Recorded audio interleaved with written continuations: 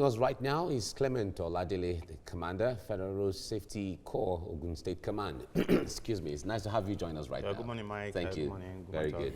Also here is Taiwo Ogungbenro. He's a safety and security professional. He's also the Managing Director, Dara Flares Consulting Limited. Good morning. Good morning. You're welcome. Nice to have you join us. Right.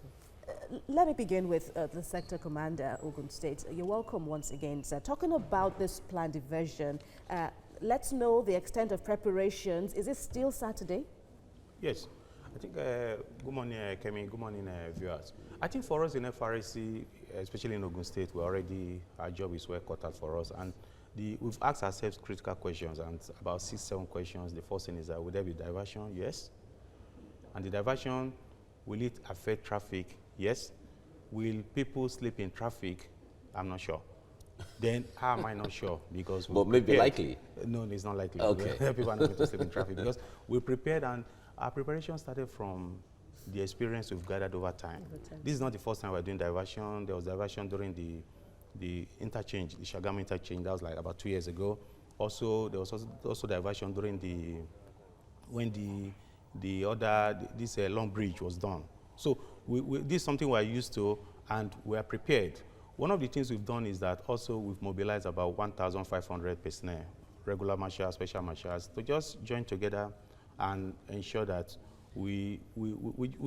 our visibility will be high. And I want to commend the Corps Marshal also for giving us additional patrol vehicles and patrol bikes and even additional personnel. But allow me to just butt in. I don't know if what we experienced yesterday was panic traffic gridlock. Because there was a nightmarish experience in the morning yesterday. Yes, there was. What really happened was, and that is the aspect of preparation we're trying to do, is to make sure that like what happened yesterday was that there was a crash involving a tanker that was laden, and that is the greatest challenge we could have.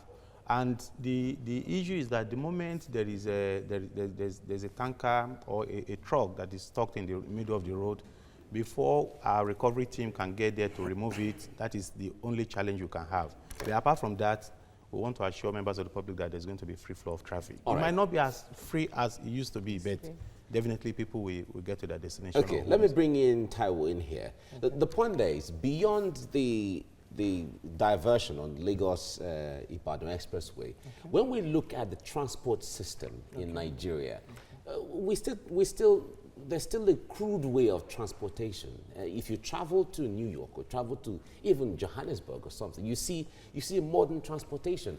That is not the same way for Nigeria. Talk to us about how far we are from modernity, if I have to put it that way.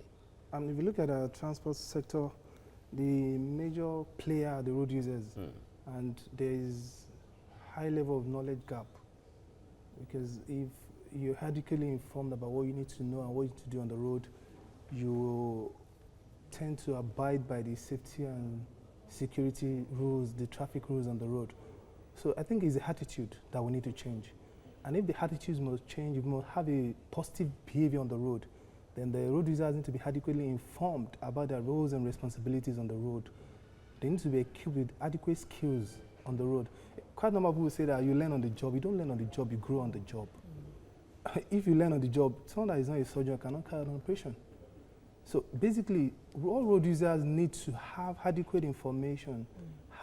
But how do you, this information certainly are available. They are out there. When it comes to road safety, road safety has codes, traffic codes, and in fact, you're traveling on many highways. You see these codes everywhere, but they don't abide by the things. Now, if you look at the driver's license, you go there once in 3 years to renew your driver's license, you run through this training.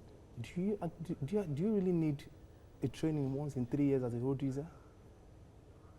We need to be trained as often as required. We are in a changing world. Even the vehicles we use in 80s is not the vehicles we use now.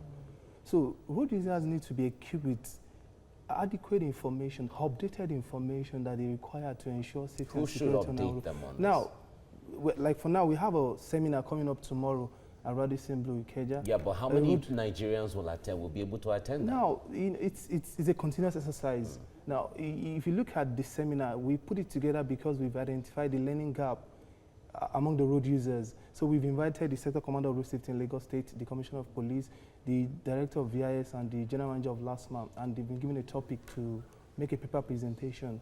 We've invited major stakeholders in transportation management. So this is tomorrow? This is tomorrow. This is tomorrow. Yes. But let me run your views so far now by Mr. Oladele here. Talking about sensitization, education, if you even look at this immediate challenge on your hands, now talking about, you know, ensuring smooth flow of traffic come Saturday, some have also said, how well have the public, you know, been sensitized? There's still a stall. People live on that stretch. It's not just people that will be going to and fro, but people are actually living there and are already begin to express serious concern about how they will fare this 4 months. Well, I think for awareness, the media, you've really partnered with us. People are aware that even people that are not living in this part of the country, even people that would not even have any cause to come to maybe these axes, they already know. Even outside the country, people know. That issue of awareness has been maybe settled. Okay. But the issue is that for those that, and that is why awareness is also very critical, for people that are residing along that axis, we've made adequate plans for them. Because the key issue is that if, for instance, the Lagos-Ibadan Express Road is the busiest corridor in the whole of Africa. Absolutely. Today, we do 25,000 vehicles every day. In fact, in the whole of Ogun State, we do 37,000 vehicles. 25,000 of them are from along the Lagos-Ibadan Express Road. Wow. Why the others are spread, yes, on other part of the state. So the key issue is that we want to see, since the corridor is being narrowed down, we want to see how we can reduce the number of people that will use that corridor, so that it will not be left basically for those that are residing within that axis, maybe Magboro, Asheshe, Ibafo, into coming very close to Long Bridge. How do you determine? Because we have to come to work. But part of the palliatives we are giving people is that even those that are living there, because we have a collaboration with the associations, the residents, to see how it might not be too feasible, but then for those that have not enjoyed their annual leave this year, they could just apply for annual leave, so that for 1 month you could stay at home, rest. Then we'll not reduce the number of people that certainly that cannot be enforced, and the people have the right to. That one is actually is advisory, but is part of the measures we are putting into place, suggestions we are giving to them. Because, like I said, the key thing is that don't allow 25,000 vehicles to use the corridor, and then we also announce alternate corridors. I hear people say, okay, the corridors are not really good, but then the key thing is that you are guaranteed that you are not stopped. You can keep on moving. You can keep on. Even the Ikorodu, Ogijo, Mosimi, Shagambro, I used it last week.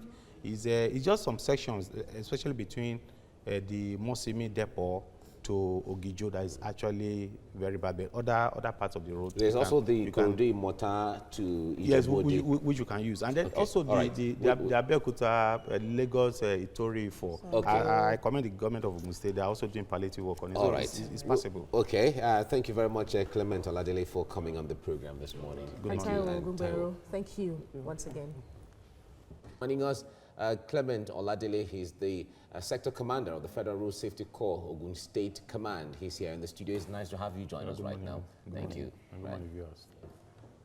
All right, he's not alone. Taiwo Ogungbenro is here with us, safety and security professional. He's also the Managing Director, Dara Fles Consulting Limited. Good morning. Good morning. You're welcome. Let's begin with you. Now, talking about this planned diversion, for you, this is a sector where you operate, so you're going beyond head knowledge and all that. But for you, what is critical, looking at the concerns that have been raised, looking at the preparations on ground by all stakeholders, for you, what's critical? For me, another thing that we have to consider is for emergency medical evacuation.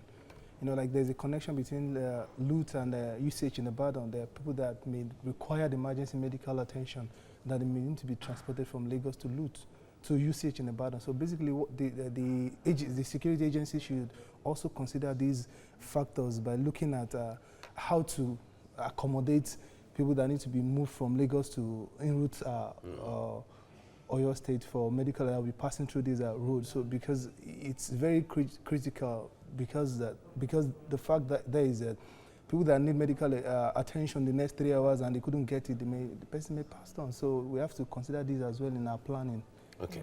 Right. Let me bring Clement, the sector commander, in here. Now as you get, you were saying at some time ago on the report that certainly this is not new to you, because the Lagos-Ibadan Expressway the construction has been on for quite a time. And you talked about also the Shagamu interchange at the time, I think a few years ago. Yeah, 2 years ago. But as you get closer to Lagos, it changes a little bit, because now the population, the density, and all of the other factors are now becoming. What are you doing differently to be able to handle the challenge as you get closer to Lagos? Yes, I think where the challenge is in Lagos is because the communities en route from Mowe, Bafo, Arepo, people are residing in all those communities. Unlike maybe what we did when they did the Shagam interchange, we don't really have lots of people residing around that area, and even further into Ibadan, where because from Shagamu interchange to Shagam to Ibadan, that is where FRSC, the Israeli company, they are also doing road rehabilitation. Apart from Ogere, we don't really have lots of issues.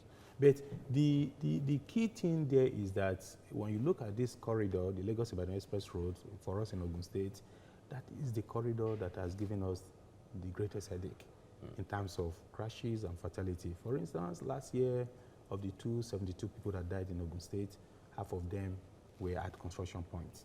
It's just the Lagos-Ibadan Express Road is about 125.7 kilometer stretch of road, and what we have is that only 10 kilometer stretch of road is where the user, where there are crashes. So now there's going to be diversion. My appeal to people is that be aware that when you use that corridor, there's the likelihood that you could be involved in a crash. So now that you know, you can now plan ahead. One, either not to use the corridor or to be extra careful when you're using the corridor so that you don't add to our statistics of crashes and even fatality. But we are prepared. We are prepared because we're learning institutions. We've learned from past experiences of the closure that we've done, diversions that we've done before, and that is all we're going to latch on. And so there are dangerous spots now that's all those diversion points. But then clarify for us, some reports are saying the diversion has been pushed to Monday. Some are still saying, and I know you've already clarified that it's still Saturday, but where is this talk about Monday coming from? The dates that, that a popular church now will be starting its week-long program. Yes. Part of the simulation we've done is to put into perspectives all the activities that are going to happen within the period that they're going to do the diversion. For instance, we know that 5th, that's Monday, RCCG, they're going to do the Holy Ghost service, and they're bringing people from all over the country, even outside the country. Wow. So there's going to be high vehicular movement.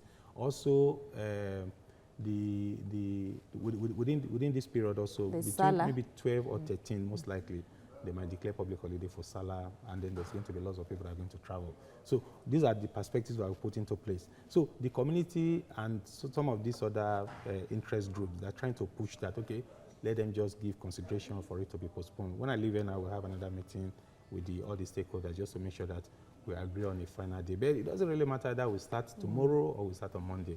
The most important thing is that just be aware, and then you plan your journey ahead. Take more time, and maybe I can just refer to his issues. For those people that have medical emergencies, I think for the alternate route we've provided, especially, it's better to use the Lagos, Ota, A4, Itori, Abeokuta road. You can be sure that that corridor, you can pass the corridor. The Ogun State government, they are working on it to make sure that they do palliatives. I still used the road yesterday, so the road is you can use the road instead of being stuck on the Lagos-Ibadan Express Road. Okay. Not that you will be stuck. The only thing that can make you to be affected, for traffic to be impaired, is if we have maybe a case of a tanker, maybe laden with probably PMS that is stuck on the road. Standard practice that we must invite the fire service. They must do transloading. That one can take up to like 2 hours if it's carrying 33,000 liters of fuel. So that one can just on its own maybe impair traffic. But otherwise, but no one is praying for anything like that anyway. But we prepare for eventualities. Thank you very much, Clement Oladele, for coming on the program. You're the sector commander of the Federal Road Safety Corps, Ogun State. Thank you very much. And thank you very much, Taiwo, Ogungbenro, for coming on the program. Thank you. Thank you. Right. Moving ahead.